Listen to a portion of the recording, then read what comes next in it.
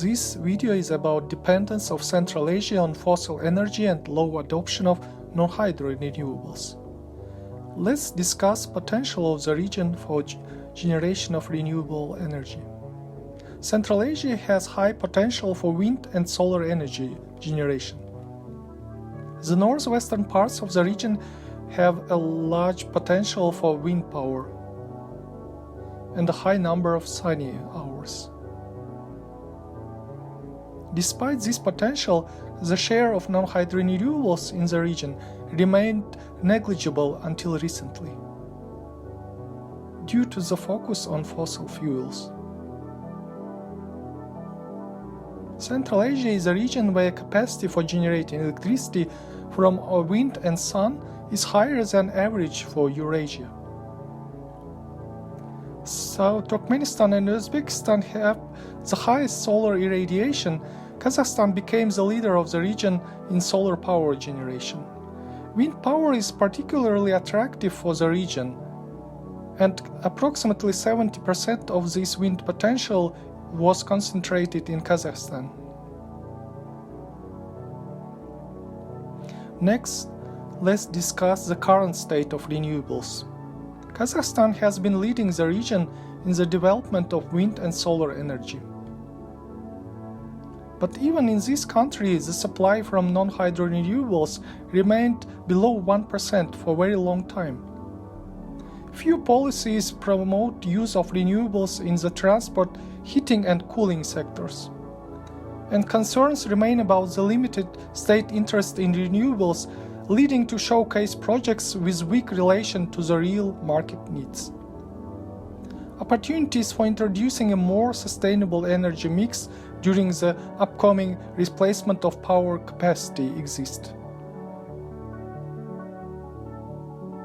Kazakhstan has been leading Central Asia in non-hydro renewables with legislation and share in the energy mix, and the country still heavily relied on coal and other fossil fuels, but attracted big foreign investment in renewables. In Uzbekistan, losses, overuse and financing issues caused challenges to meet growing demand for electricity. But population is mostly relied on natural gas. State action plan on renewables included over 800 projects with a total value of over $5 billion from 2017 to 2025. Tajikistan generated almost half of its energy from hydropower, being among the top investors in hydropower. But country suffered from seasonal energy shortages, and renewables might help solve this problem. Kyrgyzstan seems to have shown less interest in non-hydro renewables. There were relatively few targets or policies related to wind or solar power, but country still relied on cheap hydropower with aging infrastructure, leading to significant losses. Turkmenistan relied on cheap energy from fossil fuel and had the lowest share of renewables in the region. Solar and wind power could help better serve remote areas of the country.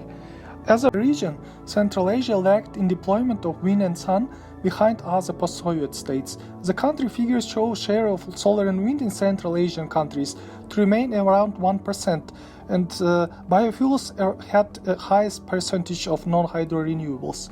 Meanwhile, the share of natural gas as a cleaner fossil energy decreased in most Central Asian countries, while the share of dirtiest fossil coal increased. When the share of non-hydro and non-biofuel renewables worldwide exceeded 2%, in Kazakhstan it only recently reached 0.1%.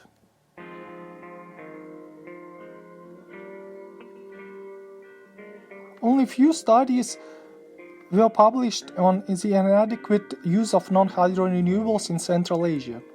The most obvious explanation is the economic, technological and political attractiveness of fossil fuel. The cost of electricity to Central Asian consumers is among the lowest in the world. And electricity could be even cheaper depending on the season, industry, market exchange rates and government quotas. Heavy government subsidies in the region also play a role in distorting market prices. Central Asia offers the cheapest electricity in the world, as you can see in this figure. International Energy Agency recommended the region to enhance energy efficiency and remove subsidies. The obvious reason behind the low use of renewables is fossil fuels abundance and low cost. In Central Asia, it's reasonable to assume the lowest cost of fossil supplied power and the highest cost of non-hydro renewables due to financing and logistics constraints in the region. About sustainability.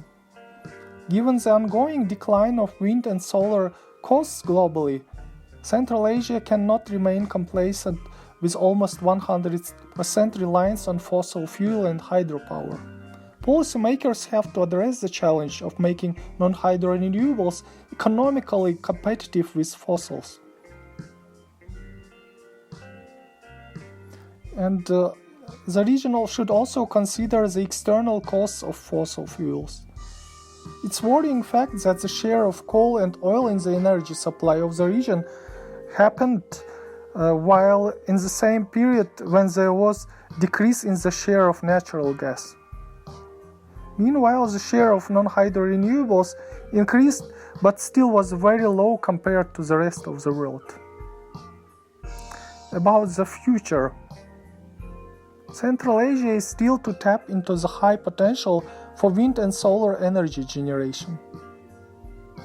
In particular, to improve energy supply in remote areas, to stabilize the supply during the seasonal disruptions, and to reduce emissions of greenhouse gases. And finally, achieve sustainable development.